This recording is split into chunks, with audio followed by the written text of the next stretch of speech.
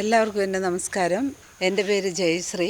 ഞാൻ തണ്ണീർമുക്കം ജില്ലാ പഞ്ചായത്ത് ഡിവിഷനിൽ നിന്നും UDF സ്ഥാനാർത്ഥിയായി കൈപ്പത്തി ചിഹ്നത്തിൽ മത്സരിക്കുന്ന വിവരം എല്ലാവരെയും സന്തോഷത്തോടെ അറിയിക്കുന്നു.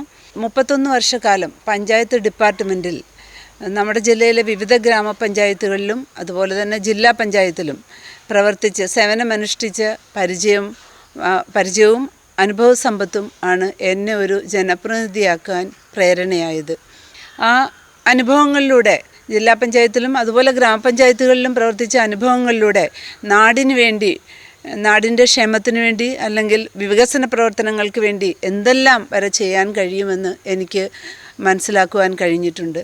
നമ്മുടെ ഡിവിഷൻ്റെ എല്ലാവിധമായ വികസന പ്രവർത്തനങ്ങൾക്കും ഞാൻ നിങ്ങളോടൊപ്പം ഉണ്ടാകും എന്ന് അറിയിക്കുകയാണ്.